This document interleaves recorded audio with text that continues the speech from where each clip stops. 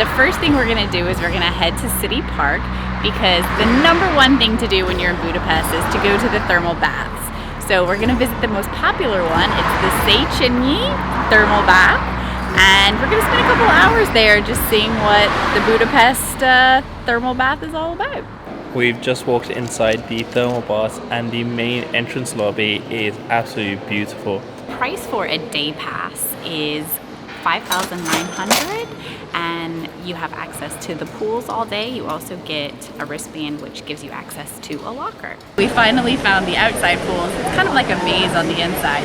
Once we got our lockers and changed, we tried to come out to the outdoor pool, but we kept getting stuck. But now we finally made it, and this is so cool. It's humongous. The Széchenyi Thermal Bath is the biggest in Europe. The bath is supplied by 2 thermal springs, and their temperatures range between 74 to 77 degrees.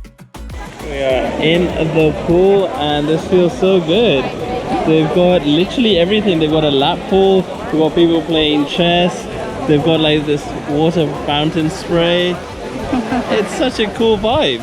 Yeah, they have a ton going on. There's saunas, there's a spa, you can have a massage. You can even get a bear spa if you wanted. Like, you can pretty much spend the whole day here enjoying like all the different things they have. It's incredible. We've just been sitting here in the water fountain pool, and I think now we're going to try out some of the other pools, get our money's worth. The spa has a total of 21 pools, each with varying temperatures. One of our favorite things to do was to dip into the ice pool and then go right into the sauna.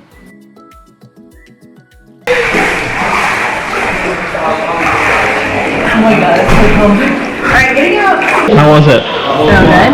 I was sweating. I probably only stayed in the sauna like 2 or 3 minutes.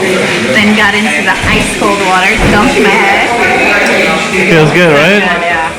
So the sauna is 100 degrees Celsius and the cold water pool is 18 degrees Celsius. So this one is a steamy, balmy 38 degrees. 38. I think 38 is my ideal temperature.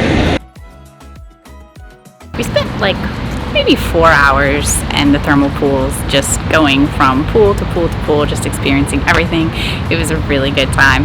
Highly recommend that if you're in Budapest, come to the Széchenyi, I think that's how you say it, thermal pools. Budapest is divided into 2 different parts. So right now we are on the Buda side, and then there's the Pest side where most of the food places are. Just climbed up a bunch of steps, and from here we can get really nice views of the Danube.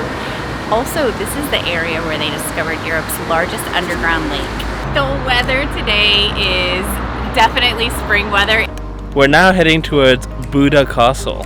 We've decided to make a quick pit stop, get gelato. I feel like a bit of energy will help us get through this absolutely gorgeous day in Budapest. We have our sorbets. Now we're gonna enjoy our walk to get to the castle.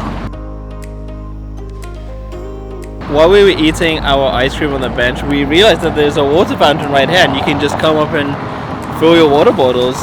And Chloe is still wearing her winter coat, so she gets a little bit hot, but this is a great way to cool her down.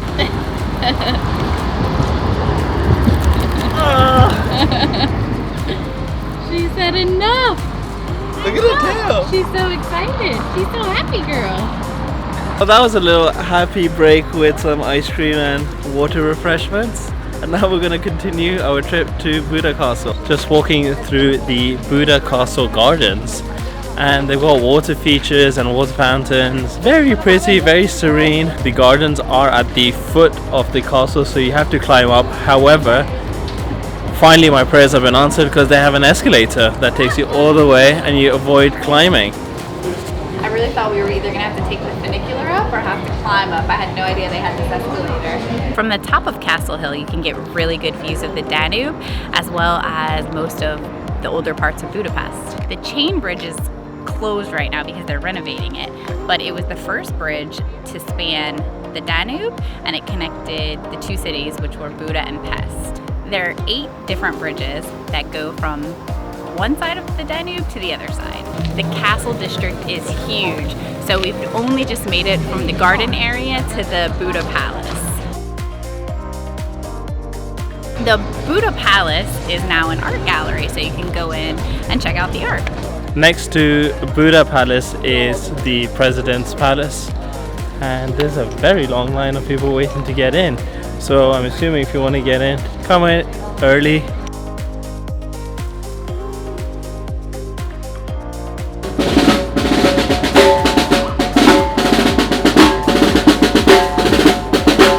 The castle funicular goes about every 5 to 10 minutes. It costs $1,400 for a one-way ticket or $2,000 for a return ticket.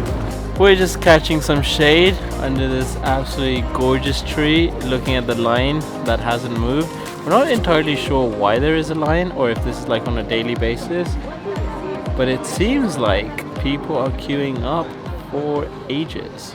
We have left the presidential palace behind and we are currently looking for Harry Houdini's house. No. But because he was a magician, might prove to be a trickier task than it seems. We did find the House of Houdini. So Houdini is the famous escape artist. He is actually from Hungary, and here they have a museum that you can tour. The entry for the museum is €9. One of the really cool things about Budapest is that it has an entire cave system underneath the city. And right here, you can enter the Labyrinth. So the legend is that Count Dracula was once held here, so it seems pretty crazy. Right in the heart of the castle district is this beautiful church, Matthias Church. It has a really cool tiled roof, and several royal weddings and coronations have taken place here. Next to the church is Fisherman's Bastion, and this is the best place to get views of Budapest. If you want to enter to walk around, it costs $1,000, but it's just free to walk around the lower parts of it. We're absolutely starving. Holly's found a restaurant. Hopefully we can get some traditional Hungarian food because it is yummy. Are you gonna get some more goulash? Paprika. I think I'm gonna get a chicken paprika. We finally made it to Drum Cafe. We're gonna have some Hungarian food. Yesterday when we were at the food truck area, we tried goulash. It was in a bread bowl. So today we're trying the traditional soup, and it is not in a bread bowl, so it has a lot more broth than yesterday. So I'm excited to try it and see what this tastes like. Oh my goodness, this goulash is so good. The beef is tender and the broth is so flavorful. I've ordered another traditional Hungarian meal and I got the chicken paprika. I had it yesterday for the first time and I absolutely fell in love with it. So yesterday the chicken we had was on the bone. This seems to be boneless, which makes it easier for me to eat. The flavoring with the coriander on top, really, really good. And we haven't eaten anything all day. We've been really grumpy, which is why we didn't really video our drive to Pest. We're gonna put the camera away because we're gonna get absolutely stuck into this. Dinner at Drum Cafe is so good. We highly recommend it. The prices are really good and the food is delicious.